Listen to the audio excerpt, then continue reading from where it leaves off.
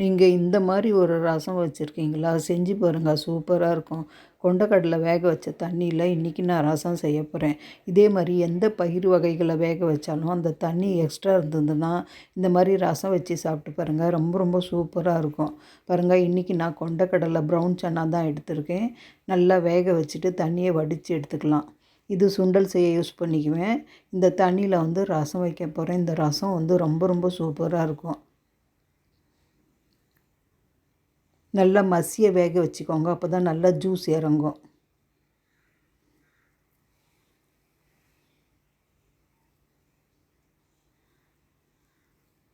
நீங்கள் குக்கரில் வச்சிங்கனாலும் சரி, எக்ஸஸ் தண்ணியை வேஸ்ட் பண்ணாதீங்க.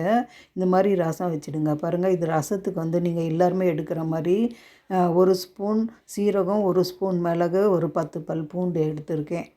வரமிளகா வந்து நான் தாளிக்கிறதுக்கு போட்டுக்கிறேன்.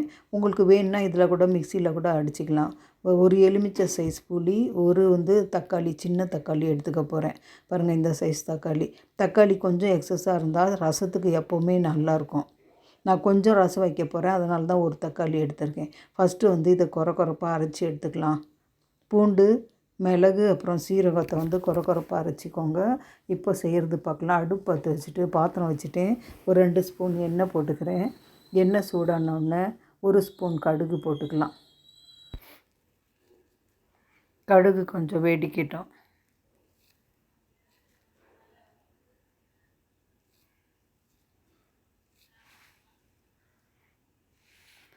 மிளகாத்தூள் நீங்கள் போடுறதா இருந்தால் வரமிளகா 2 போட்டுக்கோங்க. மிளகாத்தூள் போடலைன்னா வரமிளகா அதிகமாக போட்டுக்கோங்க. பாருங்கள், நான் பெரிய வரமிளகா 2 வந்து உடச்சி போட்டிருக்கேன். நான் மிளகாத்தூள் போடலை, உங்களுக்கு வேணும்னா எக்ஸ்ட்ரா ஆட் பண்ணிக்கோங்க. பாருங்கள், மிளகா வந்து வறுபட்டுடுச்சு. இப்போ வந்து கருவேப்பிலை போட்டுக்கலாம். இதையும் கொஞ்சம் வதக்கிக்கோங்க. பெருங்காயம் கொஞ்சமாக போட்டுக்கிறேன், ஒரு 1/2 ஸ்பூன் அளவுக்கு.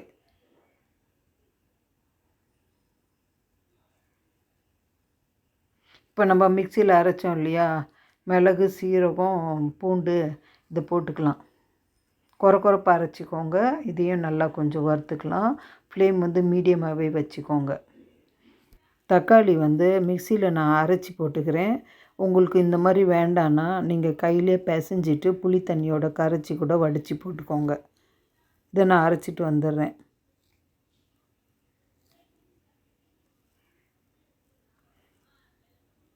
நல்லா நைஸாக அரைச்சிக்கிறேன். ரொம்ப நைஸாக அரைச்சா இந்த ரசத்தில் மிக்ஸ் ஆகிடும் தக்காளி. டேஸ்ட்டு நல்லாயிருக்கும் உங்களுக்கு. பாருங்கள், அரைச்சிட்டு வந்துட்டேன். தக்காளி விழுதை போட்டுக்கலாம். இதையும் கொஞ்சமாக வதக்கிக்கோங்க. ஃபஸ்ட்டு வந்து நீங்கள் புளி தண்ணி போடாமல் இந்த தக்காளி கொஞ்சமாக கலர் சேஞ்ச் ஆகிற மாதிரி வதக்கிக்கோங்க. கொஞ்சம் கலர் வேக வேக சேஞ்ச் ஆகும். அதுக்கப்புறம் நம்ம புளி கரைசல் போட்டுக்கலாம். பாருங்கள், தேவைக்கு உப்பு போட்டுக்கலாம். உப்பு போட்டு கொஞ்சம் வதக்கிக்கோங்க. மஞ்சத்தூள் வேணுன்னா உங்களுக்கு கொஞ்சமாக போட்டுக்கோங்க. நான் மஞ்சத்தூள் போடலை. இப்போ புளி கரைச்சி எடுத்துகிட்டு வந்துடுறேன். நம்ம மிக்சியில் தக்காளி அரைச்சோம் இல்லையா, அதுலேயே நான் புளி கரைச்சி எடுத்துகிட்டு வந்துடுறேன். அது வரைக்கும் இந்த தக்காளி கொஞ்சம் நல்லா கொதிக்கட்டும். பாருங்கள், நல்லா தக்காளி கொதித்து கலர் சேஞ்ச் ஆகிடுச்சு பாருங்கள். இப்போ புளி கரைசல் போட்டுக்கலாம். புளி வந்து கம்மியாக கரைச்சிக்கோங்க. ஏன்னா நம்ம கொண்டக்கடலை வேக வச்ச தண்ணி இருக்குது, அதையும் மிக்ஸ் பண்ணணும். அதனால் பார்த்து எவ்வளோ தேவையோ அந்த அளவுக்கு மட்டும் புளி தண்ணி ஆட் பண்ணிக்கோங்க.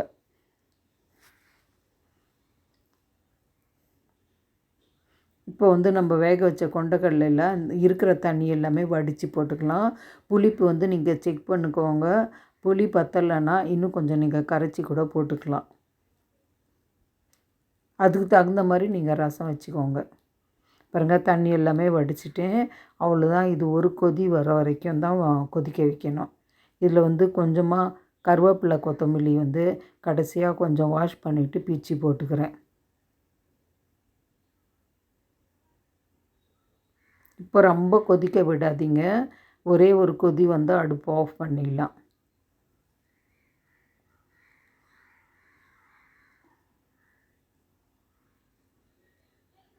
மூடி போட்டு ஒரு 2 நிமிஷம் வைக்கிறேன். அப்புறம் ஓப்பன் பண்ணி பார்க்கலாம்.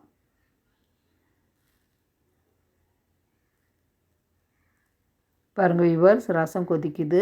இந்த அளவுக்கு நுரை கட்டி கொதிச்சா போதும். இதுக்கு மேலே நீங்கள் கொதிக்க வச்சிங்கன்னா ரசத்தோட டேஸ்ட்டு குறைஞ்சிடும். அவ்வளோதான், நான் அடுப்பை ஆஃப் பண்ணிட்டேன்.